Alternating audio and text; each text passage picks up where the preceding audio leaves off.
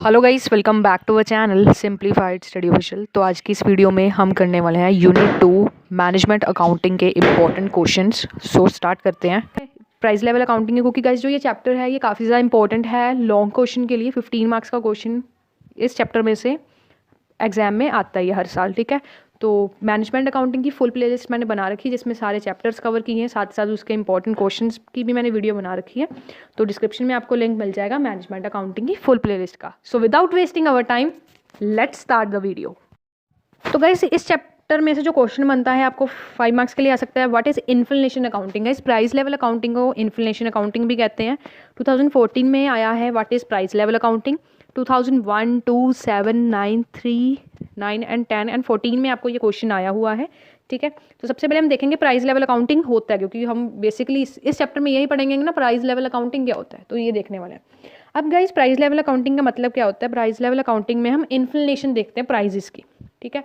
अब देखो सपोज करो अगर हमने 2015 में कोई मशीनरी खरीदी या कोई एसेट खरीदा है, ठीक है, 2 लाख का हमने उसका एसेट खरीदा है। अब जैसे हम फाइनेंशियल स्टेटमेंट्स बनाते हैं उसमें हम क्या करते हैं, हिस्टोरिक कॉस्ट लेते हैं।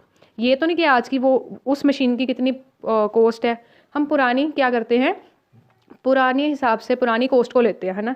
जब भी हम अपने फाइनेंशियल स्टेटमेंट्स वगैरह बनाते हैं तो हम पुरानी हिस्टोरिक कॉस्ट लेते हैं। अब उससे क्या होता है, हम डेप्रिसिएशन उसके अकॉर्डिंग लगाते हैं। फॉर एग्जांपल मान लो जो हमने ये एसेट लिया 2 लाख का, 2 लाख पे 10% डेप्रिसिएशन थी, तो 2 लाख पे 10% डेप्रिसिएशन हमारी 20,000 हो गई, ठीक है।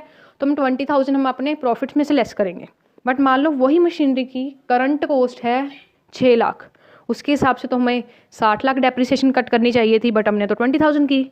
तो इससे क्या होता है, हमें रियल प्रॉफिट नहीं पता चलता है। इससे क्या होता है, हम जैसे हम पिछली कॉस्ट पे हमारे अकाउंट्स वगैरह बना रहे हैं उसके अकॉर्डिंग क्या होता है कि हमारा प्रॉफिट ज़्यादा होता है, बट असल में इतना नहीं होता, ठीक है। तो प्रोविजंस है जो डेप्रिसिएशन के वो भी हमारे कम बनते हैं, और हमें एक ट्रू एंड रियलिस्टिक पिक्चर हमारे कंपनी की फर्म की पता नहीं चलती। इसलिए हम क्या करते हैं, फाइनेंशियल स्टेटमेंट्स के साथ साथ हम प्राइस लेवल अकाउंटिंग करते हैं। उससे हमें करंट कॉस्ट के हिसाब से जो करंट हमारा प्रॉफिट है, करंट रिवेन्यू है, हम करंट कॉस्ट के साथ क्या कर सकते हैं, मैच कर सकते हैं, और हम अपनी कंपनी की कह सकते हो फाइनेंशियल जो ग्रोथ है या फिर फाइनेंशियल पोजीशन है वो अच्छे तरीके से एनालाइज कर सकते हैं। तो वैसे प्राइस लेवल अकाउंटिंग एक ऐसा मेथड है जिसमें हम फाइनेंशियल अकाउंट्स को इस तरीके से एडजस्ट करते हैं, जैसे प्राइस लेवल चेंजिंग प्राइजेज में चेंजेस आ रहे हैं उस हिसाब से हम एडजस्ट करते हैं, ताकि हमें रियल प्रॉफिट या रियलिस्टिक पिक्चर हमें अपने फर्म की कंपनी की पता चल सके। तो वैसे प्राइस लेवल अकाउंटिंग एक ऐसी टेक्निक होती है अकाउंटिंग की जिससे कंपनी की परफॉर्मेंस को हम क्या कर सकते हैं, इन्फ्लेशन जैसे कि प्राइजेस बढ़ रहे हैं वो क्या होते हैं उसके हिसाब से हम पता कर सकते हैं कितनी रिवेन्यू हो रही है। अब गाइस देखो इन्फ्लेशन के साइड क्या होता है, हमारी जो परचेजिंग पावर होती है वो कम हो जाती है। फॉर एग्जांपल मान लो हमारी कंपनी है या फर्म है वो ट्राउज़र्स बनाती है, ठीक है। हमारी कंपनी ट्राउज़र्स बनाती है। अब ट्राउज़र्स बनाने के लिए हमें क्या चाहिए, क्लॉथ चाहिए, कपड़ा चाहिए। मान लो हम पहले हमारे पास सिर्फ 800 रुपये है, ठीक है। 80 रुपये मीटर वो कपड़ा आता था जिससे हम ट्राउज़र्स बनाते थे, ठीक है। मतलब हमने 80 रुपये मीटर कपड़ा था वो हम ले लेते थे, तो गाइस हम 10 मीटर कपड़ा ले लेते थे 800 रुपये में, ठीक है। अब क्या हुआ, प्राइजेस चेंज हुए, इन्फ्लेशन आई प्राइजेस में, प्राइजेस हाई हो गए। वही कपड़ा अब हमें पहले 80 रुपये मीटर मिलता था, अब वो 100 रुपये मीटर मिलने लग गया। तो उस हिसाब से तो 10 मीटर हमारा कितने का आएगा, 1000 रुपये का आएगा, ठीक है। बट हमारे पास तो सिर्फ 800 रुपये है। हम क्या करेंगे, कपड़ा तो लेंगे बट थोड़ी कम क्वांटिटी में लेंगे, मतलब कि जो हमारा परचेजिंग पावर है वो क्या हो जाएगी, कम हो जाएगी, ठीक है। तो इसीलिए जैसे मैंने आपको कहा कि हम करंट प्राइजेस के अकॉर्डिंग हम अपना बिजनेस का प्रॉफिट निकालेंगे, ताकि हमें रियलिस्टिक जो पिक्चर है वो पता चल सके। क्योंकि अगर कॉस्ट चेंज होंगी तो हमारा प्रॉफिट भी तो चेंज आएगा ना, वो भी तो कम होगा ना, ठीक है। तो ये जो टेक्निक है जिससे हम फाइनेंशियल अकाउंट्स को एडजस्ट करते हैं इन्फ्लेशन के साथ, इसे हम क्या कहते हैं, प्राइस लेवल अकाउंटिंग। अब गाइस देखेंगे क्या क्या मेरिट्स हैं और क्या क्या डीमेरिट्स हैं प्राइस लेवल अकाउंटिंग के। तो गाइस फर्स्ट एडवांटेज है प्राइस लेवल अकाउंटिंग का, रियलिस्टिक व्यू ऑफ प्रॉफिटेबिलिटी। अब गाइस जो प्राइस लेवल अकाउंटिंग हमें इनेबल करता है किसी भी कंपनी को, ताकि वो हम अपनी जो प्रॉफिटेबिलिटी है उस हमें अच्छा कह सकते हो रियलिस्टिक व्यू मिल सके कि रियल में हमें कितना प्रॉफिट हुआ है, ठीक है। क्योंकि हम इसमें करंट रिवेन्यू को मैच करते हैं करंट कॉस्ट के साथ। नेक्स्ट है replacement of asset is facilitated. अब जैसे मैंने आपको पहले बताया था एग्जाम्पल में कि हमने 2 लाख की अगर मशीनरी ली, उस हिसाब से हम क्या करेंगे, पिछले जब भी 2015 में हमने मान लो 2 लाख की मशीनरी ली थी, उस हिसाब से हम 20,000 डेप्रिसिएशन क्या करेंगे, उसका प्रोविजन बनाएंगे। बट असल में तो 6 लाख की वो है करंट कॉस्ट में, तो हम 60,000 का प्रोविजन बना सकते हैं, और उससे हमें रियल प्रॉफिट पता चल सकेगा। हम ज़्यादा प्रॉफिट हमारा बढ़ेगा नहीं और हमें रियलिस्टिक पता चलेगा कि हाँ असल में हमें कितना प्रॉफिट हुआ है। नेक्स्ट है guys true and fair view of financial position. हमें ट्रू एंड रियल जो पोजीशन है हमारी फाइनेंशियल पोजीशन जो किसी भी फॉर्म की चल रही है वो उसके बारे में पता चलता है। इससे हम अच्छी तरीके से फोरकास्ट कर सकते हैं फ्यूचर के बारे में, क्या क्या फ्यूचर में प्लान होने चाहिए, ये सारी चीज़ें कर सकते हैं। नेक्स्ट है help management in taking sound decisions. Price level accounting या इन्फ्लेशन अकाउंटिंग हेल्प करती है मैनेजमेंट की, जिससे वो अच्छे डिसीजन, बेस्ट डिसीजन ले सके, जिनसे उनकी जो फर्म है या कंपनी है ग्रो करें आने वाले समय में। नेक्स्ट है prevent shortfalls of working capital. अब जैसे राइजिंग प्राइजेज में, जैसे आने वाले समय में अगर प्राइजेज बढ़ते हैं तो हम उस अकॉर्डिंग हमारी वर्किंग कैपिटल को अरेंज कर सकेंगे, ठीक है। इससे शॉर्टफॉल्स जो है वर्किंग कैपिटल के वो कम होंगे। नेक्स्ट है कि प्रॉपर एनालिसिस एंड इंटरप्रिटेशन। इसे हम प्रॉपर एनालाइज कर सकते हैं एंड इंटरप्रिटेशन कर सकते हैं फाइनेंशियल स्टेटमेंट्स को, जिससे हम अच्छी तरीके से करंट वैल्यू और करंट कॉस्ट को हम मैच कर सकते हैं, करंट रेवेन्यू को मैच कर सकते हैं। नेक्स्ट है guys promote mutual understanding between workers and management. अब हिस्टोरिकल अकाउंटिंग में प्रॉफिट जो थे वो ज़्यादा रहते थे, क्योंकि वर्कर्स, इससे क्या होता था, वर्कर्स हाई वेजेस डिमांड करते थे। बट अगर हमारा प्रॉफिट कम रहेगा, अकॉर्डिंग टू करंट कॉस्ट रहेगा, तो उस हिसाब से जो वर्कर्स की म्यूचुअल अंडरस्टैंडिंग्स है, जो एम्प्लॉयज़ काम कर रहे हैं, वो बनी रहेगी। नेक्स्ट है guys avoid misleading information to various parties interested. इससे क्या होगा, जो गलत इन्फॉर्मेशन है वो जो भी पार्टीज़ हमारी अगर कंपनी में इन्वेस्ट भी कर रही हैं उन तक वो गलत इन्फॉर्मेशन नहीं पहुंचेगी। नेक्स्ट है help to establish realistic prices of a company share. ये हमारे कंपनी के रियलिस्टिक प्राइजेस को क्या होगा, इस्टेब्लिश करने में हेल्प करेंगे। इंटरफॉर्म कंपैरिजन अच्छे तरीके से कर सकते हैं, और इससे हम एक्सेस पेमेंट जो है टैक्सेस के लिए कर रहे हैं, अगर हमारा प्रॉफिट ज़्यादा होगा तो उससे हमें क्या करना पड़ेगा, टैक्सेस भी ज़्यादा देने पड़ेंगे। तो प्राइस लेवल या इन्फ्लेशन अकाउंटिंग से हमारा profit as per the realistic view आएगा, जिससे हम टैक्सेस भी कम होंगे। नेक्स्ट है गाइस डीमेरिट। फर्स्ट है it doesn't fully overcome the deficiency of historic cost accounting. ये गाइस जो इन्फ्लेशन अकाउंटिंग है या प्राइस लेवल अकाउंटिंग है, ये हमें डेफिशिएंसीज तो बता देता है, ठीक है, डीमेरिट्स तो बता देता है हमारे फॉर्म के, बट ये हेल्प नहीं करता, या फिर कह सकते हैं ये एलिमिनेट नहीं करने देता हमारी मिस्टेक्स को। नेक्स्ट है नो कॉम्प्लिकेटेड इन्फ्लेशन अकाउंटिंग में को ज़्यादा सारी आपको कैलकुलेशन चाहिए, बहुत सारे मेथड्स हैं, इसके लिए लॉट्स ऑफ कैलकुलेशन नीड है, इसलिए ये जो प्राइस लेवल अकाउंटिंग है ये कॉम्प्लिकेटेड मेथड है। नेक्स्ट है not acceptable to income tax authority. Price level accounting है ये इनकम टैक्स अथॉरिटी के अंदर क्या है, ये एक्सेप्टेड या अप्रूव्ड नहीं है। नेक्स्ट है लैक ऑफ रियलिज्म। अब प्रॉफिट जो है वो हम प्राइस लेवल अकाउंटिंग में करंट वैल्यू पे नहीं लेते हैं रियलिस्टिक प्रॉफिट दिखाने के लिए, इसमें हम इंडेक्सेस वगैरह यूज़ करते हैं, तो ये कई बार रियलिस्टिक कह सकते हैं प्रॉफिट हमें नहीं दिखाता। नेक्स्ट है supplementary statement. Price level accounting में ये रिकमेंड किया जाता है कि जो हमें फाइनेंशियल स्टेटमेंट्स के साथ साथ सप्लीमेंट स्टेटमेंट्स वो भी बनानी पड़ती हैं। नेक्स्ट है index number. Different price level index number use किए जाते हैं प्राइस लेवल अकाउंटिंग के, और कई बार एक्यूरेसी नहीं आती इन इंडेक्स नंबर को यूज़ करने से।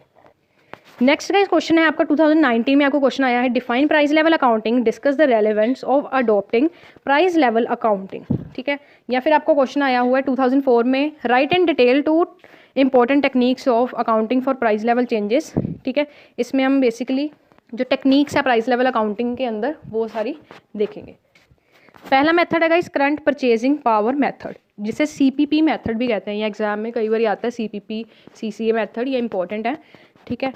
CPP जो मेथड है ये मेथड इंट्रोड्यूस या रेकमेंड किया था Institute of Chartered Accountants of England and Wales ने 1974 के अंदर। इस मेथड के अकॉर्डिंग जो चेंजेस हैं प्राइस लेवल के वो रिफ्लेक्ट करता है चेंजेस जो वैल्यू है रुपीज़ की, मतलब जैसे जैसे प्राइस लेवल चेंज हो रहा है वैसे वैसे जो वैल्यू है रुपये की, ठीक है, पैसों की, वो क्या हो रही है, चेंज हो रही है। बेसिकली इस मेथड में CPP मेथड में हम जनरल प्राइस इंडेक्सेस को यूज़ करते हैं। अब इसमें हम क्या करते हैं, वो जनरल प्राइस इंडेक्सेस को यूज़ करते हैं जिससे वेरियस आइटम्स जो बैलेंस शीट है प्रॉफिट एंड लॉस अकाउंट में है उसको हम रियलिस्टिक कॉस्ट पे ला सके। तो बेसिकली जो इसका फॉर्मूला है कन्वर्टेड वैल्यू का, जो हमारी हिस्टोरिक कॉस्ट है, historic value into conversion factor, ठीक है। अब जो कन्वर्जन फैक्टर है वो किस तरीके से निकलेगा, conversion factor is equal to current price index divide by previous price index, ठीक है। इसका एक एग्जांपल है, सपोज मान लो एक मशीनरी आपने परचेज किया है 2002 को 5 लाख की, एंड उसका जनरल प्राइस इंडेक्स है 250। अब हमें CPP मेथड का यूज़ करना है, हमें बैलेंस शीट में इसका जो जनरल प्राइस इंडेक्स है वो 425 शो हो रहा है, तो इसके लिए हम कन्वर्टेड वैल्यू निकालेंगे। हिस्टोरिक कॉस्ट कितनी है, 5 लाख। कन्वर्जन फैक्टर किस तरीके से हम गाइस निकालेंगे, current price index divide by previous price index. तो करंट प्राइस इंडेक्स 425 है, प्रीवियस प्राइस इंडेक्स 250 है, तो हमारा 1.5 आ जाएगा। तो कन्वर्टेड वैल्यू किस तरीके से निकालेंगे, historical value multiply by conversion factor 5000 into 1.7, तो हमारा कितना आ जाएगा 850, 8,50,000 हमारा इसमें आ जाएगा।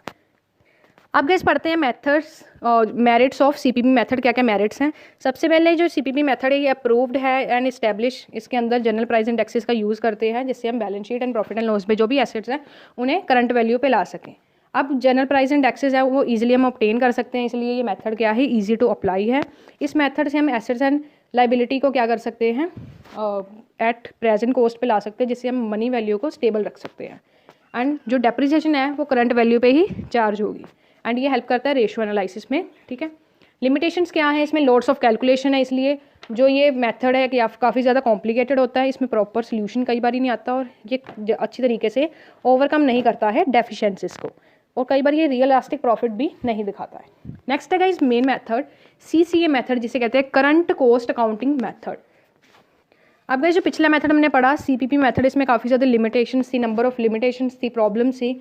तो इस प्रॉब्लम्स को ओवरकम करने के लिए सैंडीलैंड्स कमेटी इन UK ने रेकमेंड किया CCA मेथड, जिसे हम करंट कॉस्ट अकाउंटिंग मेथड भी कहते हैं, जो प्राइस लेवल में जो प्रॉब्लम्स आ रही हैं दैट इज़ इन्फ्लेशन को ख़त्म करने के लिए हेल्प करता है। तो गाइज जो ये CCC मेथड है, ये जो मेथड है ये कंसिडरेशन में किसको लेता है, प्राइस लेवल चेंजेस को, जो किसके साथ रेलेवेंट है, किसी भी फॉर्म या इंडस्ट्री में। इसमें as a economy as a whole में हम डील नहीं करते हैं। इसमें जो प्राइजेज़ हैं, प्राइस लेवल चेंजेस हैं, वो हम सिर्फ किसी भी इंडस्ट्री एंड किसी भी फर्म के लेते हैं। इसका मतलब गाइस इसमें हम करंट वैल्यू लेते हैं किसी भी इंडिविजुअल आइटम्स की, मतलब हम करंट वैल्यू पे ही फाइनेंशियल स्टेटमेंट्स क्या है बनाते हैं। मतलब इसमें हम हिस्टोरिक कॉस्ट नहीं लेते हैं, स्पेसिफिकली जो प्राइजेस चेंजेस आ रहे हैं, ठीक है, मतलब जो प्राइस चेंजेस आ रहे हैं, जितने भी प्राइस चेंजेस आ रहे हैं वो हम लेते हैं। ठीक है, मान लो पहले 2.5 लाख की कोई एसेट था, अब वो 3 लाख का हो गया, तो हम उसका क्या करेंगे, 3 लाख का ही फाइनेंशियल स्टेटमेंट्स में राइट डाउन करेंगे। ठीक है, रेदर देन हम इसको जनरल प्राइस इंडेक्सेस में चेंज करेंगे जैसे हमने CPP मेथड में किया था। ठीक है, तो सोशल अकाउंटिंग, और ये काफ़ी ज़्यादा इंपॉर्टेंट है for long and for short. Long की अगर हम बात करें तो सारा कुछ पूछ सकते हैं आपसे, व्हाट इज़ सोशल अकाउंटिंग, इसके ऑब्जेक्टिव्स, ठीक है, इसकी needs and most important approaches. जो इस चैप्टर के अप्रोचेस है ना, सोशल अकाउंटिंग के अप्रोचेस, वो वेरी वेरी इंपॉर्टेंट टॉपिक है, तो वो भी हम इसी वीडियो में करेंगे। So guys without wasting our time let's start the video. तो गाइस सबसे पहले जो आपका क्वेश्चन बनता है, शॉर्ट में बनता है या लॉन्ग में बन सकता है, वो है define social accounting, what are its objective. Social accounting क्या है एंड इसके ऑब्जेक्टिव्स क्या हैं। एक और क्वेश्चन बन सकता है डिफाइन सोशल अकाउंटिंग, ये 5 मार्क्स के लिए बन सकता है, या फिर right a short note on social accounting, explain the concept of social accounting. ये 5 मार्क्स में आपके क्वेश्चन बन सकते हैं। तो सबसे पहले देखेंगे कि सोशल अकाउंटिंग होता क्या है। तो ये सोशल अकाउंटिंग एक तरीके का कह सकते हो, एक ऐसा तरीका है जिससे आप अपनी सोशल परफॉर्मेंस को, कंपनी की या ऑर्गेनाइजेशन की सोशल परफॉर्मेंस को क्या कर सकते हो, मेज़र कर सकते हो, रिपोर्ट कर सकते हो। इस बेसिकली जो सोशल अकाउंटिंग है वो हमें ये बताती है कि क्या इम्पैक्ट पड़ा है, हमारी ऑर्गेनाइजेशन ने कुछ भी काम किया है उसका क्या इम्पैक्ट पड़ा है हमारे सोसाइटी पर, ठीक है, हमारे इन्वायरमेंट पे। इसका एक एग्जांपल देती हूँ। अब मान लो अगर आप कोई ऑर्गेनाइजेशन या बिजनेस स्टार्ट कर रहे हो, आपको क्या चाहिए होगा, land, labour, capital and entrepreneur, है ना। मतलब ये चीज़ें आप क्या लोगे, सोसाइटी से लोगे, लैंड आप सोसाइटी से लोगे, लैंड, लेबर, कैपिटल, ठीक है। अब आपने ये चीज़ें सोसाइटी से ली, उसके बदले आप क्या दोगे, एक तो आप प्रोडक्ट दोगे या सर्विसेज जो आप बना रहे हो, कोई भी प्रोडक्ट बना रहे हो वो आप सोसाइटी को दोगे। और क्या हो सकता है, एम्प्लॉयमेंट अपॉर्चुनिटीज़। अगर कोई न्यू बिजनेस स्टार्ट होता है तो बेसिकली क्या होता है, एम्प्लॉयमेंट अपॉर्चुनिटीज़ जनरेट होती हैं, ठीक है, किसी की ज़्यादा होती है, किसी की कम होती हैं। और क्या दोगे आप, पोल्यूशन दोगे। अगर आपकी केमिकल की इंडस्ट्री है, केमिकल के रिलेटेड बिजनेस है, क्या दोगे आप, नेचर को पोल्यूशन दोगे, एयर पोल्यूशन हो सकता है, वाटर पोल्यूशन हो सकता है। तो बेसिकली सोशल अकाउंटिंग में हम ये देखते हैं कि क्या आपकी ऑर्गेनाइजेशन दे रही है सोसाइटी एंड एनवायरनमेंट को, ठीक है। और ओवर गाइज अगर हम बात करें तो सोशल अकाउंटिंग हमें एक ऑर्गेनाइजेशन को हेल्प करती है कि वो अपनी जो भी चीज़ काम कर रहे हैं वो उसे इम्प्रूव कर पाए, ठीक है। हमें पता चलेगा कि हाँ हम कौन से प्रोसीजर फॉलो कर रहे हैं जिससे एनवायरनमेंट पे क्या इफेक्ट पड़ रहा है। अगर हमें सब कुछ पता होगा, है ना, क्या प्रोसीजर चल रहे हैं, क्या हम अपने वर्कर्स को सेफ्टी प्रोवाइड कर रहे हैं या नहीं कर रहे हैं, उनकी हेल्थ के बारे में सोच रहे हैं कि नहीं, एनर्जी कन्वर्सेशन के बारे में सोच रहे हैं या नहीं सोच रहे हैं। तो ये चीज़ें अगर हम सोशल अकाउंटिंग के थ्रू अगर हमें ये चीज़ ध्यान में रख के चलेंगे तो हम सोसाइटी एंड एनवायरनमेंट के लिए अच्छा करेंगे, मतलब उसे कुछ रिटर्न में अच्छा ही देंगे, जैसे एम्प्लॉयमेंट अपॉर्चुनिटीज़ हो गई, ठीक है, वर्कर्स की हेल्थ अच्छी हो गई, क्वालिटी एश्योरेंस हो गई, वेलफेयर हो गया week section of the society, ठीक है, एम्प्लॉयमेंट होगी माइनॉरिटीज़ की, तो ये सब हम दे सकेंगे। नेक्स्ट गाइस करते हैं, इसकी डेफिनेशन है सोशल अकाउंटिंग की, वो है social accounting is the measurement and reporting of information concerning the impact of an entity and it's activity on society. तो सोशल अकाउंटिंग एक ऐसा मेजरमेंट है जिससे हम रिपोर्ट कर सकते हैं हमारी जो इन्फॉर्मेशन है, मतलब कि एंटिटी किस तरीके से परफॉर्म कर रही है और इसका क्या इफेक्ट पड़ रहा है सोसाइटी को, ठीक है। तो ये थी गाइज डेफिनेशन। नेक्स्ट गाइज हम करने वाले हैं objectives of social accounting. Guys number 1 आपका ऑब्जेक्टिव है to develop an appropriate procedure. अगर गाइज सबसे बड़ा फर्स्ट ऑब्जेक्टिव है सोशल अकाउंटिंग का कि हमें एक सुटेबल प्रोसीजर जो है हम उसे डेवलप कर सकते हैं, क्योंकि हमें पता चलेगा कि हमारी सोशल परफॉर्मेंस कहाँ पे है। हमें रिपोर्ट्स एंड जो हम अपनी परफॉर्मेंस को सोशल अकाउंटिंग के थ्रू देखेंगे कि किस तरीके के जो हमारा एंटिटी है वो सोशल परफॉर्म कर रही है, एनवायरनमेंट को क्या दे रही है, उसके अकॉर्डिंग हमारे जो प्रोसीजर्स हैं कोई भी चीज़ को बनाने के, कोई भी चीज़ को मैन्युफैक्चर करने के, वो क्या कर सकते हैं, चेंज कर सकते हैं। नेक्स्ट है guys to determine whether the firm's social objectives are consistent with widely shared social responsibility, कि क्या फॉर्म अपनी सोशल ऑब्जेक्टिव्स को पूरा कर रहा है, कंसिस्टेंटली वर्क कर रहा है या नहीं कर रहा है। इसका एग्जांपल हो सकता है कि क्या जो हमारी फर्म है या ऑर्गेनाइजेशन है वो एम्प्लॉयमेंट अपॉर्चुनिटीज़ प्रोवाइड कर रहा है या नहीं कर रहा है, सेफ्टी दे रहा है वर्कर्स को उनकी हेल्थ के रिलेटेड, क्वालिटी एश्योरेंस दे रहा है या नहीं दे रहा है, एनर्जी कन्वर्सेशन दे रहा है या नहीं दे रहा है, वेलफेयर कर रहे हैं वीकर सेक्शन ऑफ सोसाइटी का या नहीं कर रहा है, ठीक है। ये चीज़ें आ जाती हैं कि हम सोशल ऑब्जेक्टिव्स हमारे कंसिस्टेंट हैं या नहीं है। नेक्स्ट है guys to measure the firm's net social contribution toward the society, की क्या सोशल अकाउंटिंग हमें ये पता चलता है कि हम नेट सोशल कंट्रीब्यूशन दे रहे हैं, कितना दे रहे हैं, ठीक है, क्या हम क्या क्या सोशल कोस्ट हमारी पड़ रही हैं, क्या क्या हमारी सोशल बेनिफिट्स आ रहे हैं, ठीक है, ये हमें सोशल अकाउंटिंग बताती है। नेक्स्ट है to monitor and evaluate the work done for society. हम सोशल अकाउंटिंग से मॉनिटर कर सकते हैं, इवैल्यूएट कर सकते हैं, क्योंकि हमारे पास रिपोर्ट अगर हम होगी हमारे पास तो हमें पता चलेगा क्या फेलियर्स हो रहे हैं, क्या इंप्रूवमेंट हमें करनी चाहिए बेटर मैनेजमेंट प्लानिंग के लिए। नेक्स्ट है guys to provide information to general public. सब अगला गाइस अगर हम इसका ऑब्जेक्टिव देखें सोशल अकाउंटिंग का, वो ये है कि जनरल पब्लिक है, जो भी पीपल है जो आसपास रहते हैं या जो इस फॉर्म से जुड़े हुए हैं, उनको क्या इन्फॉर्मेशन पता होनी चाहिए पहले कि क्या मतलब देख लो, अगर हम कोई भी सोशल वेलफेयर कर रहे हैं, पुअर्स की हेल्प कर रहे हैं, एम्प्लॉयमेंट अपॉर्चुनिटीज़ दे रहे हैं, तो लोगों को इन्फॉर्मेशन हम प्रोवाइड कर सकते हैं सोशल अकाउंटिंग के थ्रू। क्या क्या इन्फॉर्मेशन हो सकती है, पहला हो सकती है कि क्या वेलफेयर मेजर्स एक ऑर्गेनाइजेशन ने किए हैं, ठीक है, एनवायरनमेंट क्या पॉलिसीज़ एंड प्रैक्टिसेस वो ऑर्गेनाइजेशन अडॉप्ट कर रही हैं, ठीक है, ये सारी चीज़ें आ जाएंगी। क्या सोशल गोल्स हैं हमारी फॉर्म या ऑर्गेनाइजेशन के, तो हमें ये सोशल अकाउंटिंग के थ्रू पता चलता है। नेक्स्ट है गाइस टू क्रिएट अवेयरनेस। तो गाइस सोशल अकाउंटिंग क्यों बनाई गई है, अवेयरनेस के लिए, ताकि जो भी हम हमारी सोशल कॉस्ट है हम देख पाएँ क्या सोशल कॉस्ट हमारी कितनी है, सोशल बेनिफिट्स कितने हैं, ठीक है, ऑर्गेनाइजेशन के सेटअप होने के हमारी सोसाइटी को क्या फ़ायदे हैं, क्या नुकसान है, हमें ये चीज़ों के बारे में पता चल जाता है, ठीक है। नेक्स्ट है टू ऑब्टेन फीडबैक। तो गाइस सोशल अकाउंटिंग हमें फीडबैक भी देती है, क्योंकि जनरल पब्लिक से हमें पता चलेगा कि हाँ क्या क्या सोशल वेलफेयर जो हैं वो एक कंपनी कर रही है या एक फर्म कर रही है, ठीक है, उसके कारण एक फर्म या ऑर्गेनाइजेशन के कारण क्या क्या नुकसान हो रहे हैं एनवायरनमेंट को, ये हमें सब चीज़ें कहाँ से पता चलती हैं, सोशल अकाउंटिंग के क्योंकि हम इसमें रिपोर्ट्स वगैरह तैयार करते हैं, ठीक है, हमें सब कुछ पता चल जाता है। नेक्स्ट है इस इंपॉर्टेंट टॉपिक है इसका, वो है इंडिकेटर्स। ये इंडिकेटर्स का भी क्वेश्चन आपको 5 मार्क्स में आ सकता है, अगर फुल फ्लेज क्वेश्चन आएगा तो सारा आपको पूछ सकते हैं social accounting objectives, indicators and approaches, ये सारा इंपॉर्टेंट है जो मैं आपको पढ़ाने वाली हूँ, दैट इज़ वेरी इंपॉर्टेंट। सो अब हम पढ़ते हैं explain various indicators of social desirability of a project, ठीक है, 5 मार्क्स के लिए ये ऑलरेडी आया हुआ है 2016 में। तो शुरू करते हैं। सबसे पहला है एम्प्लॉयमेंट पोटेंशियल ऑफ प्रोजेक्ट।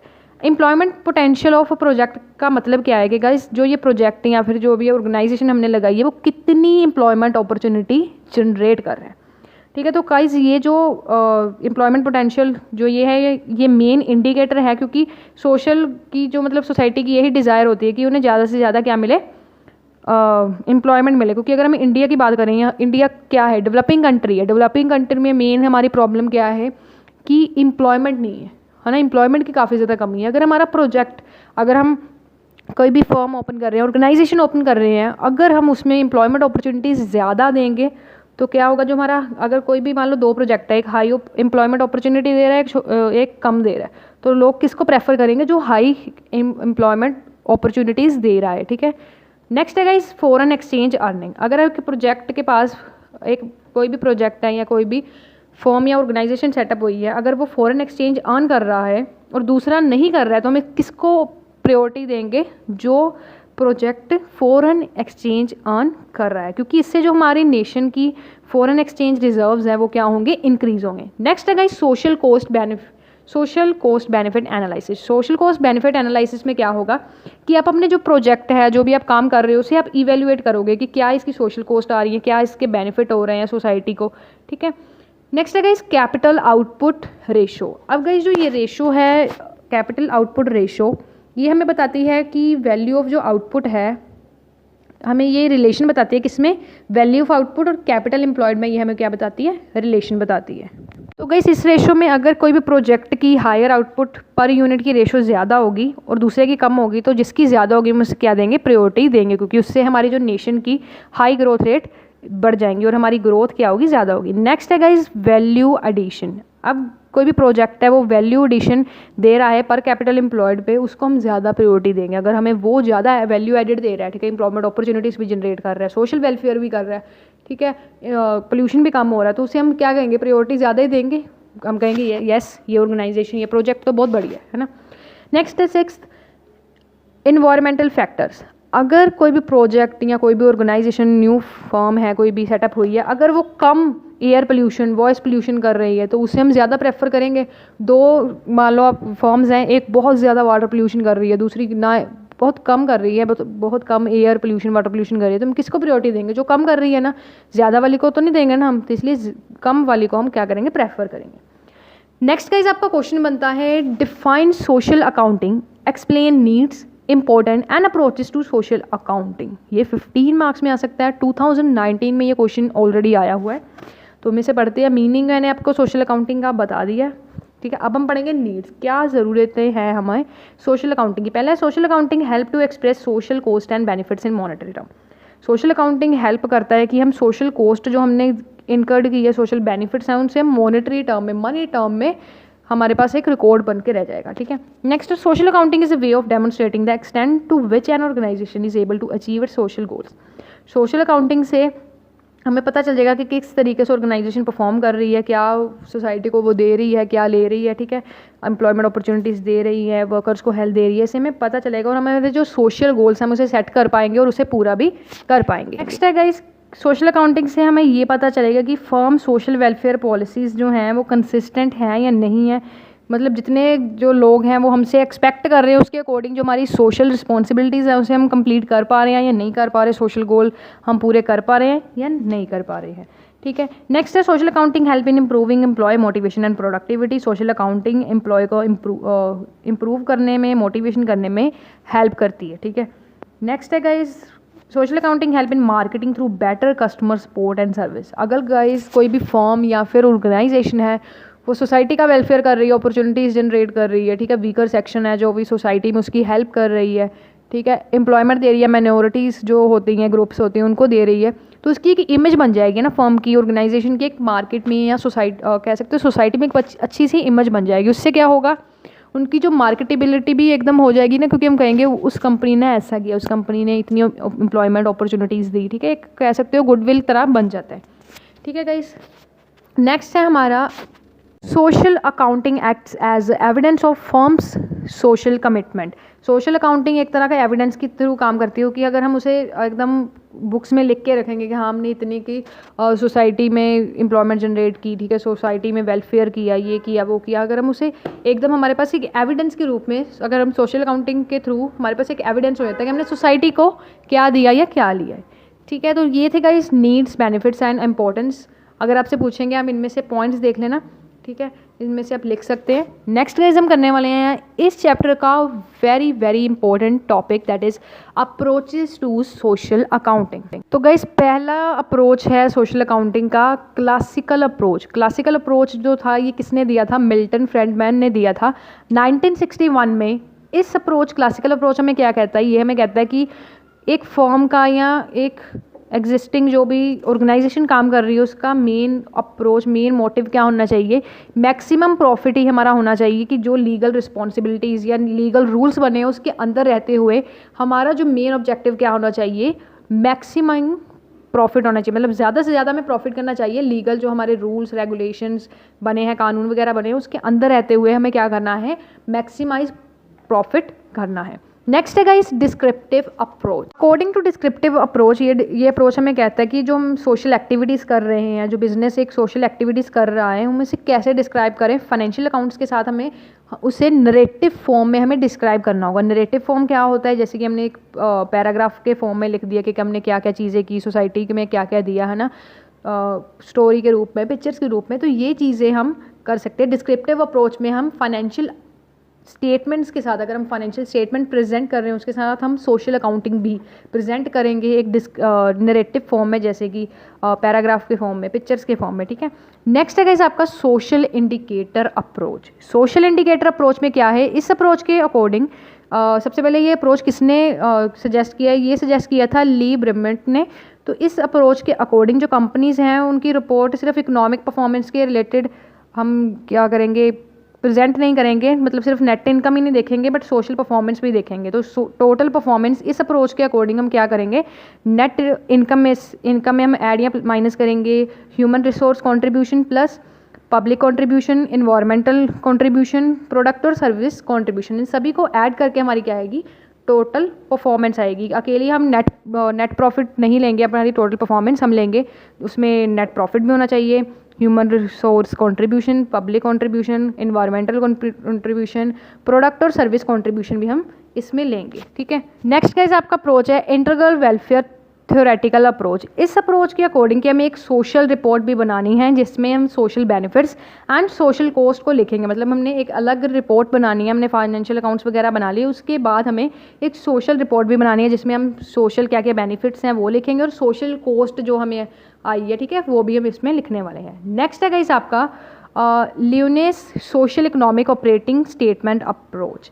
इस अप्रोच के अकॉर्डिंग हमें क्या करना है, जब हम सोशल रिपोर्ट हमारी बनाएंगे, जैसे हमने इंटीग्रल वेलफेयर थ्योरेटिकल अप्रोच में पढ़ा कि हमें अपनी सोशल रिपोर्ट बनानी है। सोशल रिपोर्ट में हम क्या करेंगे, सोशल रिपोर्ट को इस अप्रोच में सोशियो इकोनॉमिक ऑपरेटिंग स्टेटमेंट के रूप में हमें प्रेजेंट करना है। मतलब सोशल रिपोर्ट को हमें किस तरीके से बनाना है, सोशियो इकोनॉमिक ऑपरेटिंग स्टेटमेंट। ये किस तरीके से होने वालेगी, इसमें हम क्या क्या लिखेंगे, सोशल इम्प्रूवमेंट्स और सोशल डिटरमिनेंट्स। तो मैं आपको एक बार परफॉर्मा दिखा देती हूँ क्या क्या चीज़ें हैं। सबसे पहले गाइस इस परफॉर्मा में आप देख सकते हो, सबसे पहले हमने लिया है social issues related to people. क्या हमने इम्प्रूवमेंट की है, लेस डेटरमिनेंट्स, मतलब डेटरीमेंट्स। इसमें हम क्या होगा, जो हमने नेगेटिव चीज़ें की हैं सोसाइटी में वो हम लेस कर देंगे। क्या क्या इंप्रूवमेंट्स की हैं वो लिख सकते हैं। नेक्स्ट है guys social issues related to environment. क्या क्या सोशल इश्यूज़ हमने किए हैं इन्वायरमेंट के थ्रू, जो इंप्रूवमेंट्स मतलब जो हमने बेस्ट किया है एनवायरमेंट के लिए वो हम इंप्रूवमेंट्स में लिखेंगे। और लेस में हम जैसे पोल्यूशन लिख सकते हैं, वाटर पोल्यूशन लिख सकते हैं, ठीक है। नेक्स्ट है आपका social issues related to product और सर्विसेज। हमने प्रोडक्ट, देखो हम कोई भी अगर फॉर्म है, ऑर्गेनाइजेशन है, इस्टेब्लिश होगी, वो क्यों हो रही है, कोई प्रोडक्ट एंड सर्विस प्रोवाइड करने के लिए, है ना। तो वो प्रोडक्ट एंड सर्विसेज में क्या क्या इंप्रूवमेंट्स हुई हैं वो इंप्रूवमेंट्स में लिखेंगे। उनमें से क्या लेस करेंगे, जो नेगेटिव चीज़ हुई हैं। मतलब यहाँ पे डेट्रीमेंट्स का मतलब है नेगेटिव चीज़ें जो हमने क्या करनी है, लेस कर देनी है। उसके बाद हमारा आ जाएगा नेट इंप्रूवमेंट और डेफिसिट। अगर नेट इंप्रूवमेंट मतलब अगर पॉजिटिव में आएगा तो नेट इंप्रूवमेंट, और डेफिसिट का मतलब है अगर आपका नेगेटिव में आएगा तो डेफिसिट आ जाएगा। तो ये आपकी क्या आ जाएगी, टोटल सोशियो इकोनॉमिक इम्प्रूवमेंट, ठीक है। इन तीनों का आप अगर ऐड करोगे, social issues related to people, social issues related to environment and social issues related to product and service, तीनों को ऐड करोगे और इसमें आप अपनी net cumulative social economic performance डालोगे, जो आपकी ईयर की मतलब जो आप निकालोगे सोशल इकोनॉमिक इम्प्रूवमेंट्स। ये इसका सिर्फ आपको परफॉर्मा याद रखना, कोई इसका क्वेश्चन वगैरह आपके सिलेबस में नहीं है, ठीक है। तो इसमें ऐड करने के बाद आपका ये नेट आपका क्या आ जाएगा, सोशो इकोनॉमिक इम्प्रूवमेंट आ जाएगा कि क्या आपने सोशली इम्प्रूवमेंट की या डेफिसिट किया है, ठीक है। तो ये कौन सी स्टेटमेंट थी, socio economic operating statement for the year, ठीक है। नेक्स्ट है गाइस आपका approach social statement approach. Social statement approach के अंडर आपको क्या करना है, 2 स्टेटमेंट्स बनानी है। पहला है सोशल इनकम स्टेटमेंट और दूसरी आपको सोशल बैलेंस शीट बनानी है। जैसे गाइस हम अगर आप फाइनेंशियल स्टेटमेंट बनाते हैं, सबसे पहले आप इनकम स्टेटमेंट बनाते हैं और उसके बाद हम क्या बनाते हैं, बैलेंस शीट बनाते हैं। सेम आपको सोशल अकाउंटिंग में मतलब इस अप्रोच के अकॉर्डिंग सोशल स्टेटमेंट अप्रोच के अंडर आपको सोशल इनकम स्टेटमेंट बनानी है और सोशल बैलेंस शीट बनानी है। ये जो अप्रोच था ये फर्स्ट डेवलप किसने किया था, ABT एसोसिएशन जो यूनाइटेड स्टेट्स में है, ठीक है। नेक्स्ट है गाइस आपका multi dimensional reporting approach. Guys इस अप्रोच के अकॉर्डिंग गाइस जो सोशल स्टेटमेंट्स बना रहे हैं इसमें मल्टी डायमेंशनल रिपोर्टिंग अप्रोच में क्या होगा कि हमें जो ये फाइनेंशियल स्टेटमेंट्स हैं हम इसे multi dimensional cooperate social responsibility reports बनाएंगे। मतलब हम फाइनेंशियल स्टेटमेंट्स बनाएंगे नहीं, बल्कि हम क्या बनाएंगे, multi dimensional corporate social responsibility report बनाएंगे, यानी कि CSR रिपोर्ट्स बनाएंगे।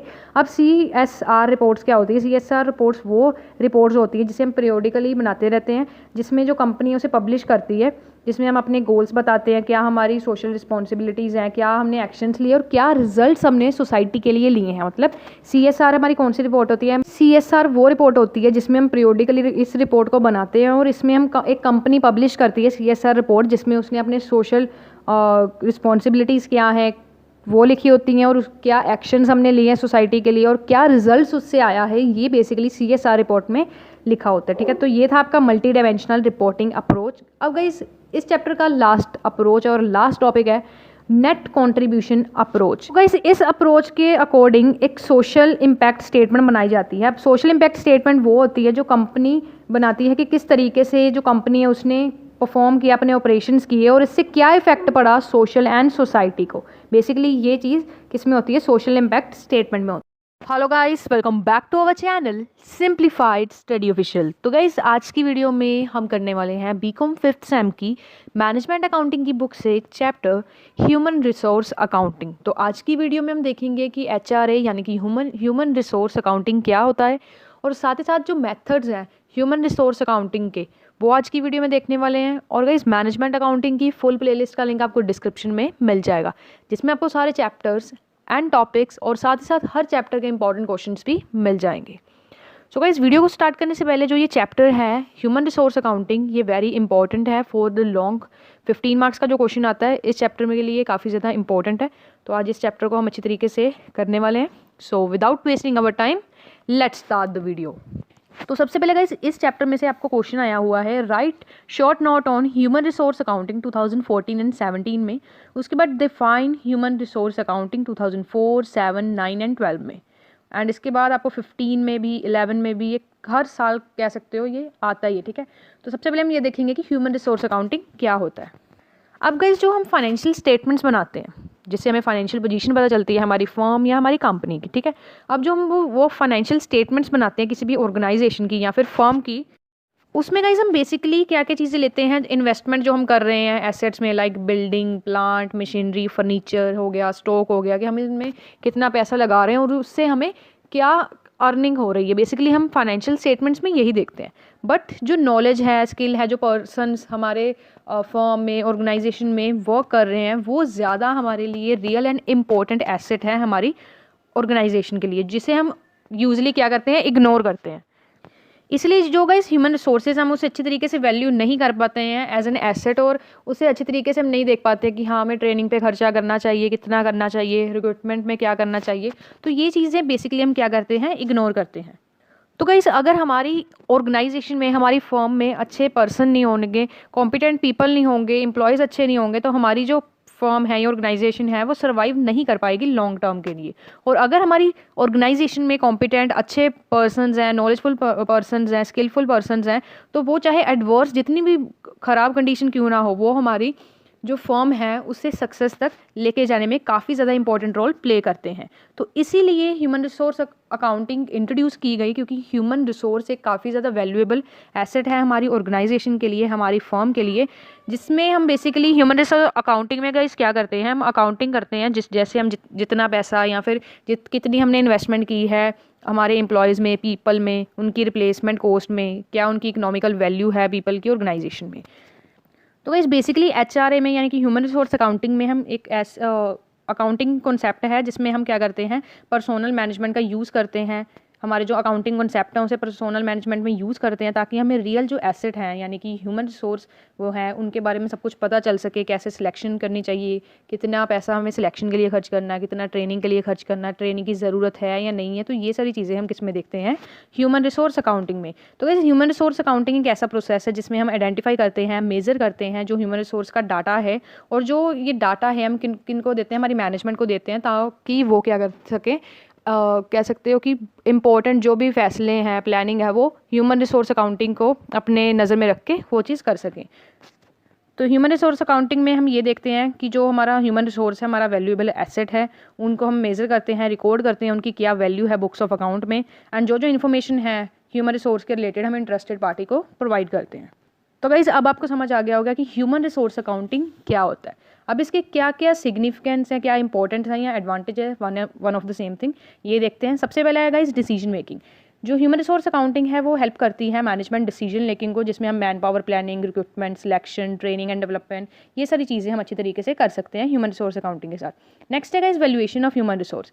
ह्यूमन रिसोर्स अकाउंटिंग प्रोवाइड करता है ऐसी इन्फॉर्मेशन जिससे हम वैल्यू कर सकते हैं ह्यूमन एसेट्स को, जिससे हम ईयर बाय ईयर कंपैरिजन कर सकते हैं कि हाँ पहले हमारी ह्यूमन रिसोर्स इतनी थी, अब इतनी हुई है, उससे हमें क्या फ़ायदा हुआ है या क्या नुकसान हुआ है।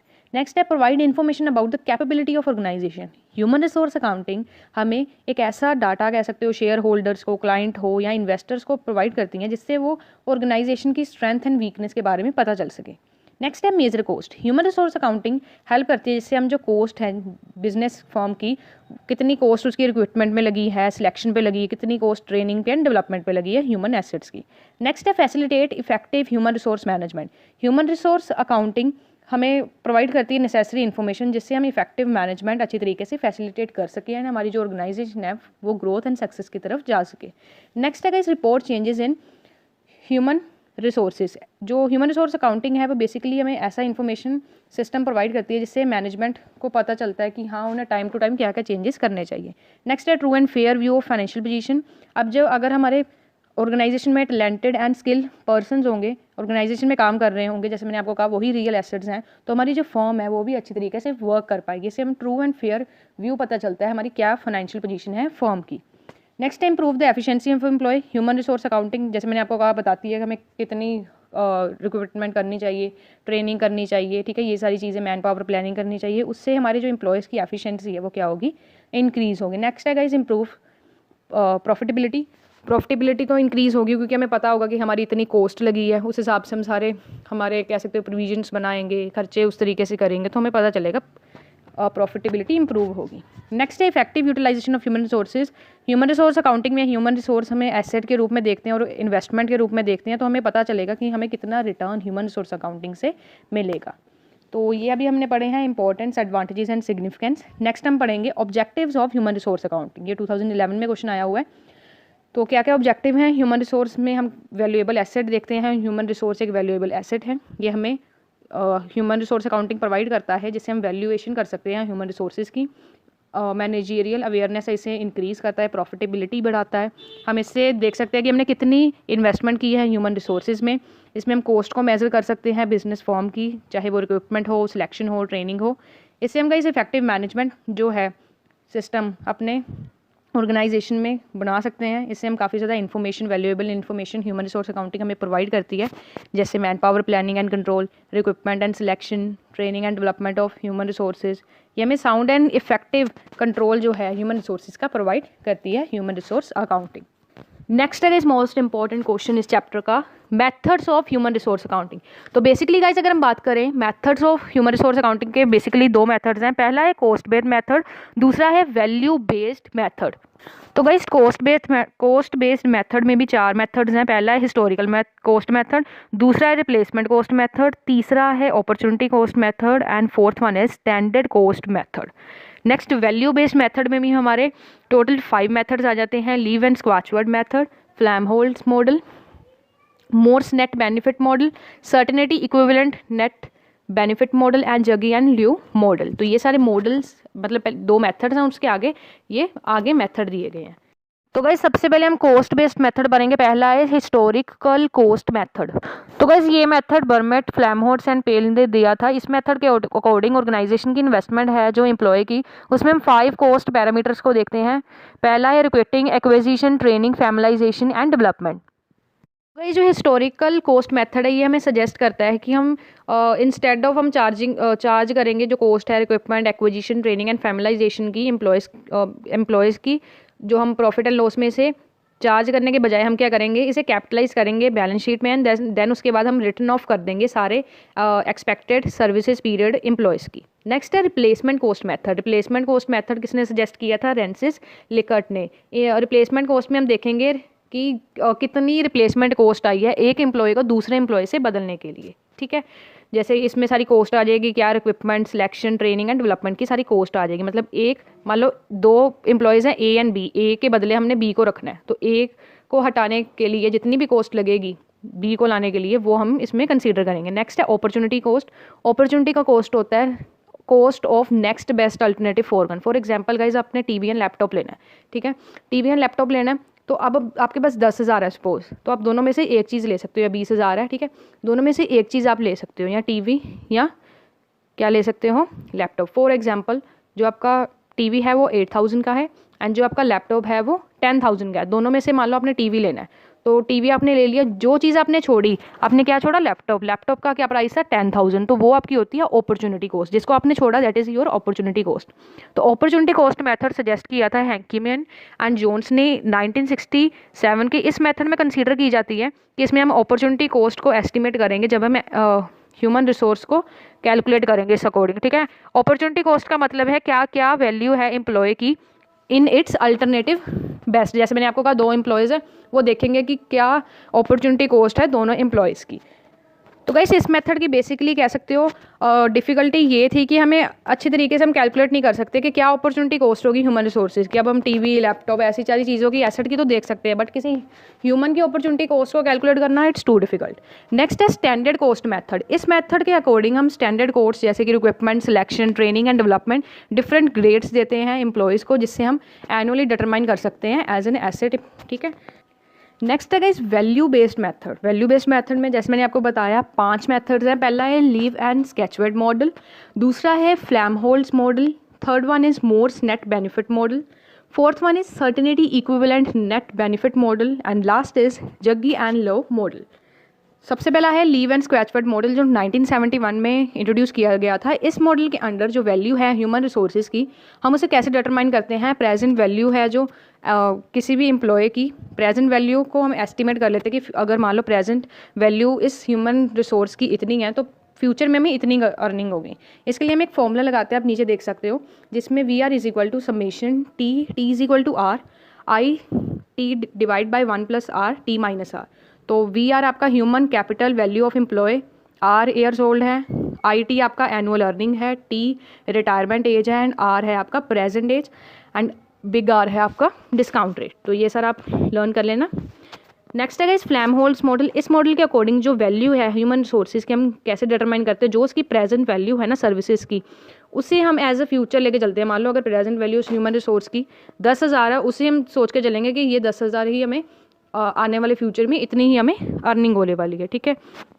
तो गाइस इस मॉडल में कुछ स्टेप्स हैं। पहला है एस्टिमेट करेंगे कि कितनी पीरियड के लिए हम एस्टिमेट कर लेंगे कि ये पर्सन मान लो 10 साल काम कर सकता है, ठीक है। उसके बाद उसकी क्या क्या पोजीशन चेंजेस हो सकती हैं वो हम एस्टिमेट कर लेंगे, कितने पीरियड के लिए वो काम करेगा, क्या पॉसिबल पोजीशंस होंगी, ये सारी कर लेंगे। उसके बाद एक्सपेक्टेड सर्विस हम कैलकुलेट करेंगे, जो नीचे आपको फॉर्मूला गिवन है ना, E S submission N I is equal to I S I P S I, ठीक है। ये सारा फॉर्मूला इससे हम करेंगे। उसके बाद मॉनेटरी इक्विवेलेंट वैल्यू निकालेंगे, क्या एक्सपेक्टेड फ्यूचर सर्विसेज वो पर्सन हमें देने वाला है। उसके बाद हम ह्यूमन कैपिटल क्या करेंगे उसके अकॉर्डिंग कैलकुलेट करेंगे। नेक्स्ट है guys Morse net benefit method. इस मेथड के अकॉर्डिंग क्या है, जो वैल्यू है ह्यूमन रिसोर्स की वो हम किसके इक्वल रखेंगे, जो प्रेजेंट वैल्यू है। जिससे मान लो अगर कोई ह्यूमन रिसोर्स है, कोई पर्सन है, उसे हम 10,000 रुपया सैलरी दे रहे हैं, उससे हमें 20,000 रुपये की अर्निंग हो रही है, तो हम वही सोचेंगे कि 20,000 रुपये की अर्निंग यही हमें फ्यूचर में एक्सपेक्टेड होगा। मतलब इसमें जो ग्रोस वैल्यू है सर्विसेज की वो डिपेंड करती है कॉस्ट एंड नेट बेनिफिट पे। नेक्स्ट है certainty equivalent net benefit model. ये जो मॉडल है इसे सजेस्ट किया था पेंकिन ऑर्गन ने 1976 में। एंड ये कह सकते हो जो पिछला हमने मॉडल पढ़ा है नेट बेनिफिट मॉडल, उसका ही एक्सटेंशन है। अकॉर्डिंग टू इस अप्रोच के अकॉर्डिंग जो नेट बेनिफिट है फ्यूचर का, वो हम क्या करेंगे, उसे हम क्या करेंगे एज अ अकाउंट लेंगे। मतलब जब जो हमें नेट बेनिफिट जो मिल रहा है, ठीक है, नेट बेनिफिट जो हमें फ्यूचर में मिलेगा, जो हमने पिछले मॉडल में निकाला है, उसे हम फ्यूचर के लिए यूज़ करेंगे। तो टोटल जो वैल्यू है ह्यूमन रिसोर्स की हम किस तरीके से निकालेंगे, net benefit from each employ into certainty factor eight which these benefits will be available. Last है जगी एंड लियो मॉडल। तो गाइस ये मॉडल हमें बताता है वैल्यूएशन जो है ह्यूमन रिसोर्सेज की, उसे हम ग्रुप में करने के बजाय इंडिविजुअल बेसिस पे करेंगे। मतलब अलग अलग एम्प्लॉय पे हम ये मेथड यूज़ करेंगे। और ग्रुप का मतलब यहाँ पे क्या है, होमोजीनियस। मतलब जो एम्प्लॉयज़ हैं वो एक ही कह सकते हो एक ही जगह पे काम कर रहे हैं, एक ही तरह का काम कर रहे हैं, उनको ग्रुप्स में नहीं बांटेंगे, अलग अलग उनको मतलब कह सकते हो एज अ अलग अलग ह्यूमन रिसोर्स हम मानेंगे। तो गाइस ये था आपका chapter human resource accounting. Hope so आपको वीडियो अच्छी लगी होगी। एंड मैनेजमेंट अकाउंटिंग की फुल प्लेलिस्ट का लिंक डिस्क्रिप्शन में है। एंड आज की वीडियो में इतना ही। So meet you soon in the next video with the next topic. Thanks for watching this video guys and don't forget to like, subscribe and share my channel for more videos like this. तो सबसे पहले जो आपका question आया है that is define responsibility accounting या फिर explain the concept of responsibility accounting. सबसे पहले देखेंगे कि रिस्पॉन्सिबिलिटी अकाउंटिंग क्या होता है। तो गाइस रिस्पॉन्सिबिलिटी अकाउंटिंग का मतलब होता है कि हमने रिस्पॉन्सिबिलिटी असाइन कर देनी है। रिस्पॉन्सिबिलिटीज असाइन करने का मतलब बेसिकली हम रिस्पॉन्सिबिलिटी अकाउंटिंग क्यों करते हैं, ताकि हमारा जो मैनेजमेंट जो हम मैनेजीरियल कंट्रोल है हम उसे ईजी बना सकें। तो बेसिकली हम रिस्पॉन्सिबिलिटी अकाउंटिंग में क्या करते हैं, हम एक रिस्पॉन्सिबिलिटी सेंटर्स बना देते हैं। जैसे कोस्ट सेंटर बना दिया, रिवेन्यू सेंटर बना दिया, प्रॉफिट सेंटर या इन्वेस्टमेंट सेंटर बना दिया। और इसमें जो मैनेजर्स हैं उनसे हमने हेड बना दिया। मान लो कोस्ट सेंटर है, वो कोस्ट, अब मैनेजर का क्या काम होगा, कोस्ट सेंटर में वो कोस्ट को देखेगा कि क्या हमने बजटेड कोस्ट की थी, एक्चुअल कोस्ट क्या आई, वेरियांस का है क्या है, ठीक है। और मतलब अगर बजटेड कोस्ट एंड हमारा जो एक्चुअल कोस्ट है, अगर उसमें कोई वेरिएशन है, डिफरेंस है, तो वो क्यों है एंड करेक्टिव मेजर्स लिए जा सकें, ठीक है। तो बेसिकली ये मैनेजीरियल जो कंट्रोल है उससे ईजियर बनाने के लिए ये किया जाता है। इसमें हम अपने गोल्स को सेट करते हैं। ईच मैनेजर को रिस्पॉन्सिबिलिटी दी जाती है उसके सेंटर की। मान लो हमने रिवेन्यू सेंटर बनाया, मैनेजर को रिस्पॉन्सिबिलिटी दे दी कि भाई तुमने देखना है कि कितनी रिवेन्यू होनी चाहिए थी, एक्चुअल में कितनी हुई है, ठीक है, क्या करेक्टिव मेजर्स लेने चाहिए, तो वो मैनेजर का काम होगा। नेक्स्ट है guys features of responsibility accounting. Responsibility accounting के क्या फीचर्स होते हैं। Number 1, it involve the creation of various responsibility centre. इसमें हम क्या करते हैं, रिस्पॉन्सिबिलिटी अकाउंटिंग में डिफरेंट रिस्पॉन्सिबिलिटी सेंटर्स बनाते हैं। नेक्स्ट है each responsibility centre work under the control of person as a manager. हर रिस्पॉन्सिबिलिटी सेंटर में एक पर्सन होता है जो उसे कंट्रोल करता है, उसे हम क्या कहते हैं, मैनेजर। एंड रिस्पॉन्सिबिलिटी एक जो मैनेजर हम उसको क्लियरली डिफाइन कर देते हैं कि ये रिस्पॉन्सिबिलिटी सेंटर है कोस्ट का, तुमने इसे कंट्रोल करना है, इसका देखना है तुम, ठीक है। नेक्स्ट है इसमें हम कोस्ट को देखेंगे। इसमें बेसिकली अगर मान लो कोई कोस्ट का या रिवेन्यू सेंटर हमने बनाया, तो हम रिवेन्यू पहले ही हम सेट करके रखते हैं ना कि इतनी रिवेन्यू हमें होनी चाहिए और एक्चुअल में कितनी हुई है, क्या वेरिएंस आए हैं, ठीक है, क्या कारण है इसका, इसको कैसे ठीक करना है। बेसिकली ये रिस्पॉन्सिबिलिटी सेंटर का क्या होता है, काम होता है, ठीक है। एंड रिस्पॉन्सिबिलिटी जो सेंटर है वो प्लान करते हैं according to the need of organisation. जैसी नीड्स हैं ऑर्गेनाइजेशन की, वैसे वैसे हम अपना रिस्पॉन्सिबिलिटी सेंटर उसे क्या करते हैं, प्लान करते हैं। तो गाइस नेक्स्ट क्वेश्चन है आपका, enumerate the requirements that are necessary for effective responsibility accounting system. तो अगर आप रिस्पॉन्सिबिलिटी अकाउंटिंग सिस्टम को इफेक्टिव बनाना चाहते हो, ठीक है, तो क्या क्या आपको रिक्वायरमेंट्स हैं। नंबर 1 है, अगर आप रिस्पॉन्सिबिलिटी अकाउंटिंग सिस्टम को इंप्लीमेंट कर रहे हो अपनी ऑर्गेनाइजेशन में, तो आपके पास प्रॉपर इन्फॉर्मेशन होनी चाहिए कि कितनी कॉस्ट आ रही हैं, कितनी रिवेन्यूज़ आ रही हैं, ठीक है। क्योंकि अगर गाइज आपके पास डाटा होगा, आपके पास सारे कह सकते हो कि डाटा अवेलेबल होगा, इन्फॉर्मेशन अवेलेबल होगी, तभी आप निकाल पाओगे। आपको पता चलेगा कि बजटेड कॉस्ट कितनी थी, एक्चुअल कॉस्ट कितनी आई है, क्या वेरिएंस आए हैं, ठीक है। तो बेसिकली आपको सब कुछ पता होना चाहिए, आपके पास डाटा होना चाहिए, इन्फॉर्मेशन होनी चाहिए। उसके बाद गाइज आप अपनी ऑर्गेनाइजेशन को डिफरेंट रिस्पॉन्सिबिलिटी सेंटर्स में क्या करोगे, डिवाइड कर दोगे।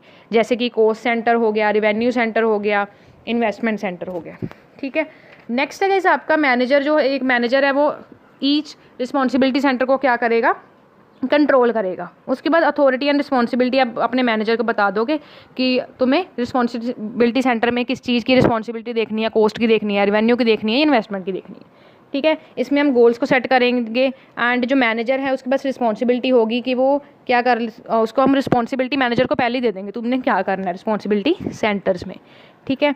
एंड गाइज नेक्स्ट है आपका इस रिस्पॉन्सिबिलिटी अकाउंटिंग सिस्टम में हम क्या करते हैं, रिस्पॉन्सिबिलिटी अकाउंटिंग सिस्टम सपोर्ट करता है सारे लेवल्स होते हैं मैनेजमेंट के, ठीक है। एंड रिस्पॉन्सिबिलिटी सेंटर से क्या होता है कि हम कॉस्ट को कंट्रोल कर सकते हैं, हम अपने बजटेड कंट्रोल कॉस्ट को एंड एक्चुअल कॉस्ट है उसे भी देख सकते हैं अच्छी तरीके से।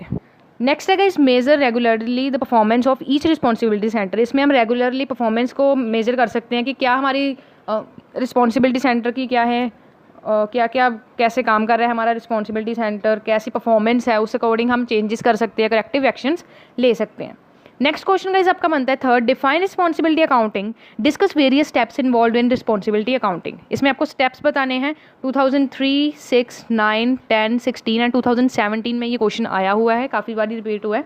तो हम इसका मीनिंग पढ़ चुके हैं रिस्पॉन्सिबिलिटी अकाउंटिंग का, तो अब हम पढ़ेंगे स्टेप्स इन रिस्पॉन्सिबिलिटी अकाउंटिंग। सबसे नंबर 1 है divide organisation into various responsibility centre. हमने अपनी ऑर्गेनाइजेशन को वेरियस रिस्पॉन्सिबिलिटी सेंटर्स में क्या कर देना है, डिवाइड कर देना है, ठीक है। सभी को उसके जो कौन कंट्रोल करेगा, उसे मैनेजर कंट्रोल करेगा, जैसे कॉस्ट सेंटर बना दिया, investment centre, profit centre. Set goals, next हमारा स्टेप क्या होगा, हम गोल सेट करेंगे। अब रिस्पॉन्सिबिलिटी सेंटर बन गया, हम सभी रिस्पॉन्सिबिलिटी सेंटर को कि क्या करेंगे, हम गोल सेट करेंगे, मैनेजर्स को बता देंगे जो उसे कंट्रोल कर रहा है कि तुम्हारी ये रिस्पॉन्सिबिलिटी है, तुम्हारी ये रिस्पॉन्सिबिलिटी है, ठीक है। Next define authority and responsibility. Next step क्या है, हम क्लियरली डिफाइन कर देंगे कि मैनेजर्स की क्या अथॉरिटी है या क्या रिस्पॉन्सिबिलिटी है, ठीक है। ईच मैनेजर को, हर मैनेजर को पता होना चाहिए कि क्या उसकी रिस्पॉन्सिबिलिटी है, क्या वो परफॉर्मेंस एक्सपेक्ट कर रहा है एंड उसका क्या काम है। नेक्स्ट है मेजर परफॉर्मेंस। नेक्स्ट हम हमने रिस्पॉन्सिबिलिटी भी दे दी, अब हम क्या करेंगे, परफॉर्मेंस को मेजर करेंगे कि हमने जिस तरीके से गोल सेट किए थे क्या उस अकॉर्डिंग काम हो रहा है, ठीक है। नेक्स्ट है प्रिपरेशन ऑफ परफॉर्मेंस रिपोर्ट। उसके बाद हम एक रिपोर्ट बनाएंगे, परफॉर्मेंस रिपोर्ट बनाएंगे कि किस तरीके से हमारा काम चल रहा है। नेक्स्ट है रिपोर्टिंग, फिर हम हायर अथॉरिटी को रिपोर्ट कर देंगे। नेक्स्ट है last step taking corrective measures. अगर कोई भी फ्लक्चुएशंस आ रही है, कोई भी अच्छी तरीके से काम नहीं हो रहा है, परफॉर्मेंस अच्छी नहीं आ रही, तो हम क्या करेंगे, करेक्टिव मेजर्स करेंगे। नेक्स्ट है fourth question, what do you mean by responsibility centre. ये 2014 एंड 19 में गाइस आपको क्वेश्चन आया हुआ है। तो रिस्पॉन्सिबिलिटी सेंटर में बेसिकली एक ऑर्गेनाइजेशनल यूनिट होती है जिसे मैनेजर कंट्रोल करता है, जिसमें हम क्या करते हैं, जैसे कि responsibility centre, cost centre, revenue centre, profit centre, investment centre होते हैं। हर रिस्पॉन्सिबिलिटी सेंटर को हम क्या करते हैं, एक कह सकते हो कि हम उन्हें एक गोल दे देते हैं कि आपको ये गोल करना है, गोल सेट कर देते हैं। और ईच मैनेजर की रिस्पॉन्सिबिलिटी होती है कि वो क्या करे, जो एक्टिविटीज़ है, जो भी उसे काम दिया गया है, वो अच्छी तरीके से उसे इवेल्युएट करे एंड परफॉर्मेंस को चेक करता रहे टाइम टू टाइम। नेक्स्ट है टाइप्स ऑफ रिस्पॉन्सिबिलिटी सेंटर्स। इसी क्वेश्चन में आपको बताना है टाइप्स ऑफ रिस्पॉन्सिबिलिटी सेंटर। तो बेसिकली 4 टाइप्स के जबकि रिस्पॉन्सिबिलिटी सेंटर्स होते हैं। पहला है कॉस्ट सेंटर। कॉस्ट सेंटर में क्या है, रिस्पॉन्सिबिलिटी सेंटर जिसे हम कॉस्ट सेंटर भी कहते हैं, इसमें जो मैनेजर है वो ये देखेगा कि क्या कितनी कॉस्ट इनकर्ड हुई है। कॉस्ट सेंटर को हम एक्सपेंस सेंटर भी कहते हैं। इसमें अब हम अपनी जो स्टैंडर्ड कॉस्ट होते हैं उसे डिटरमाइन करते हैं, और सारी जो कॉस्ट होती है मैनेजर उस कॉस्ट को देखेगा कि क्या बजटेड कॉस्ट थी, एक्चुअल में क्या आई एंड क्या वेरिएंस, क्या डिफरेंसेस आए, ठीक है। नेक्स्ट है रिवेन्यू सेंटर। रिवेन्यू सेंटर में हम क्या करेंगे कि मेनली देखेंगे कि कितनी सेल्स हुई हैं, कितनी हम एक्सपेक्ट कर रहे थे इस साल सेल और कितनी हुई हैं, और क्या फ्लक्चुएशंस आई हैं। अगर सेल्स कम हुई हैं तो क्या कारण से हुई हैं और क्या करेक्टिव एक्शंस हम ले सकते हैं, वो इसमें आएगा। नेक्स्ट है प्रॉफिट सेंटर। प्रॉफिट सेंटर में हम ये देखेंगे, मैनेजर ये देखेगा कि कितना प्रॉफिट हुआ है इस साल, अगर कम हुआ है तो उसका कारण क्या है एंड उसे क्या किस तरीके से करेक्ट कर सकते हैं, वो मैनेजर देखेगा। नेक्स्ट है इन्वेस्टमेंट सेंटर। इन्वेस्टमेंट सेंटर में हम ये देखेंगे कि किस जगह हमें इन्वेस्टमेंट करनी चाहिए थी, कितना रेट ऑफ रिटर्न है, अगर कम आया है तो उसका क्या कारण है, ठीक है। नेक्स्ट है गाइज आपका एडवांटेजेस ऑफ रिस्पॉन्सिबिलिटी सेंटर। ये 2008, 9, 10 में आपको ये क्वेश्चन आया हुआ है। तो सबसे फर्स्ट है आपका एडवांटेजेस ऑफ रिस्पॉन्सिबिलिटी अकाउंटिंग। पहला है, इससे हम clearly responsibility and authority define कर सकते हैं ऑर्गेनाइजेशन में। इससे हम एडवांटेजेस, नेक्स्ट एडवांटेज क्या है, इसमें हम वेरियस रिस्पॉन्सिबिलिटी सेंटर्स को क्रिएट कर सकते हैं, जिससे जो मैनेजरियल कंट्रोल है वो ईजियर बनेगा। नेक्स्ट है रिस्पॉन्सिबिलिटी अकाउंटिंग से हमारा जो ओवरऑल परफॉर्मेंस है बिजनेस की, कॉस्ट को कंट्रोल कर सकते हैं, प्रॉफिट को इंक्रीज कर सकते हैं। नेक्स्ट है measuring the performance of various responsibility centre. इससे हम परफॉर्मेंस को देख सकते हैं, रिस्पॉन्सिबिलिटी सेंटर की क्या परफॉर्मेंस आई है, कॉस्ट सेंटर की, प्रॉफिट सेंटर की। इससे मैनेजमेंट करेक्टिव मेजर्स ले सकती है, ठीक है। जो डाटा कलेक्ट हुआ है रिस्पॉन्सिबिलिटी अकाउंटिंग सिस्टम के अंदर, वो मैनेजमेंट की हेल्प करेगी ताकि वो डिसीजन मेकिंग कर सके। और लास्ट है इसका advantage, it help the management in achieving organisation goals. ये मैनेजमेंट की हेल्प करेगी ताकि ऑर्गेनाइजेशन गोल्स को क्या कर सके, अचीव कर सके। नेक्स्ट है आपका लिमिटेशंस ऑफ रिस्पॉन्सिबिलिटी अकाउंटिंग। क्या लिमिटेशन है, अब रिस्पॉन्सिबिलिटी अकाउंटिंग करोगे, बहुत सारा आपको डाटा चाहिए, तो ये इजी टास्क तो बिल्कुल नहीं है। उसके बाद आपको क्या करना है, एक सिंपल टूल है मैनेजमेंट का, बट ये कभी भी मैनेजमेंट को सब्सिट्यूट नहीं कर सकता है। नेक्स्ट है, it is difficult to fix responsibility. काफ़ी ज़्यादा डिफ़िकल्ट है मैनेजर्स की जो या पर्सन की रिस्पॉन्सिबिलिटी को फिक्स करना। अगर हम उसको देखेंगे नहीं उसकी क्वालिफिकेशन के अकॉर्डिंग, उसकी नीड्स के अकॉर्डिंग या फिर ऑर्गेनाइजेशन की नीड्स के अकॉर्डिंग हमें रिस्पॉन्सिबिलिटी को फिक्स करना ईजी नहीं है, ठीक है। नेक्स्ट है आपका question, responsibility accounting is an important device for control discuss. Responsibility accounting काफ़ी ज़्यादा इंपॉर्टेंट डिवाइस है, कंट्रोल क्यों, ठीक है। तो बेसिकली जो मेन फंक्शन है मैनेजमेंट अकाउंटिंग का वो यही होता है कि हम मैनेजरियल जो कंट्रोल है उसे अच्छी तरीके से ईजियर मैनेजरियल कंट्रोल हो वहाँ पे, ठीक है। वेरियस डिवाइसेस हम यूज़ करते हैं मैनेजमेंट में ताकि हमारी जो परफॉर्मेंस है वो अच्छी तरीके से आए। तो रिस्पॉन्सिबिलिटी अकाउंटिंग भी बिल्कुल ऐसे तरीके का कह सकते हो कि आप इम्पोर्टेंट टूल है जिससे हम अपनी मैनेजमेंट को क्या कर सकते हैं, मैनेजरियल जो कंट्रोल है उसे ईजिली टेकन कर सकते हैं, ठीक है। रिस्पॉन्सिबिलिटी अकाउंटिंग एक ऐसा सिस्टम है मैनेजमेंट अकाउंटिंग का जिसमें हम डिफरेंट रिस्पॉन्सिबिलिटी सेंटर्स बनाते हैं, कॉस्ट सेंटर, प्रॉफिट सेंटर, जो मैंने आपको मीनिंग बताया ना वो सारा आपको इस क्वेश्चन में लिख देना है। नेक्स्ट है, the aim of responsibility centre accounting is not to place blame, instead it is to evaluate performance and provide feedback so that future operations can be improved। अब जो हमारा रिस्पॉन्सिबिलिटी सेंटर हम किसी को भी ब्लेम नहीं करेंगे, बस उससे हम क्या करेंगे, परफॉर्मेंस हमारी होगी एंड फीडबैक मिलेगी ताकि हम फ्यूचर जो ऑपरेशन है उसे अच्छे तरीके से कर सकें। इस स्टेटमेंट को हमें डिस्कस करना है। बेसिकली आप इसमें बता दोगे जो रिस्पॉन्सिबिलिटी सेंटर है उसका जो एम है कि इससे परफॉर्मेंस इवेल्यूएट हो, आप फीडबैक प्रोवाइड कर सको अपनी मैनेजमेंट को ताकि आप डिसीजंस ले सको। तो जो मेन एम है रिस्पॉन्सिबिलिटी अकाउंटिंग का जिससे हम परफॉर्मेंस इंडिविजुअल को इवेल्यूएट कर सकें, अगर कोई भी चीज़ या कॉस्ट फालतू में हो रही है, ठीक है, जो नहीं होनी चाहिए थी, या कोई भी ऐसी चीज़ हो रही है जो नहीं होना चाहिए था, हम उससे करेक्टिव एक्शंस ले सकते हैं। उसके बाद अगर हम रिपोर्ट बनाते हैं इसमें जब सारी चीज़ें अब इसमें इस क्वेश्चन में आप क्या करोगे, रिस्पॉन्सिबिलिटी अकाउंटिंग का मीनिंग लिख दो, एडवांटेजेस लिख दो, एंड उसके बाद आप लिखोगे जब हम रिपोर्ट बनाते हैं तो हम बनाते हैं परफॉर्मेंस रिपोर्ट। अब परफॉर्मेंस रिपोर्ट कैसे होती है, आपको इस तरीके का परफॉर्मा आपको अपने एग्जाम में बना के आना है। तो बेसिकली परफॉर्मेंस रिपोर्ट का परफॉर्मा आपको कैसे लिखना है, आपका लेफ्ट साइड है कॉस्ट सेंटर, राइट साइड में आपका ऊपर लिखा है पीरियड कवर, ठीक है, आप डेट्स लिख दोगे इसमें। उसके बाद particulars, budgeted control, actual cost and variance. Controllable cost में आप क्या लिखोगे, मान लो बजटेड कॉस्ट आपने सोची थी कि 10,000 की बजटेड कॉस्ट होगी बट एक्चुअल में 11,000 की कॉस्ट हो गई, तो वेरिएंस कितना आया, 1,000 का, ठीक है। इससे देखोगे कि क्यों आया, क्या क्या मेजर्स टेकन लोगे, ठीक है, करेक्टिव एक्शंस लोगे। उसके बाद आपका टोटल निकालोगे कंट्रोलेबल कॉस्ट का। उसके बाद अनकंट्रोलेबल कॉस्ट वो लिखोगे, उसका budgeted cost, actual cost and variance देखोगे, फिर टोटल निकालोगे, फिर एंड में गाइस आपका क्या आएगा, टोटल कॉस्ट आ जाएगा, ठीक है, कितनी आपकी टोटल कॉस्ट आई वो आ जाएगा। उसके बाद आप left side date and signature आपके होंगे बॉटम पे, ठीक है।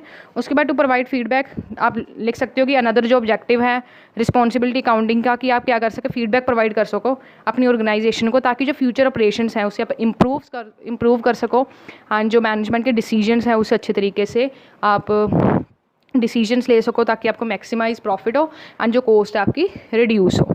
तो गाइस ये था आपका चैप्टर रिस्पॉन्सिबिलिटी अकाउंटिंग जिसमें जो सारे क्वेश्चंस हैं पिछले साल के जो भी एग्जाम्स में आए हुए हैं वो हमने आज की वीडियो में कवर किए। तो वीडियो में मैंने आपको नोट्स भी दिए, आप इसका स्क्रीनशॉट खींच के ये सारे एक बार रेडी कर सकते हैं। और गाइस मैनेजमेंट अकाउंटिंग की, इनकम टैक्स की, production and operational management, operational research, साथ ही साथ बीकॉम 5th सेम या बीकॉम के सारे सब्जेक्ट्स के आपको लिंक डिस्क्रिप्शन में मिल जाएगा। सो आज की वीडियो में इतना ही। Meet you soon in the next video with the next topic. Thanks for watching this video guys and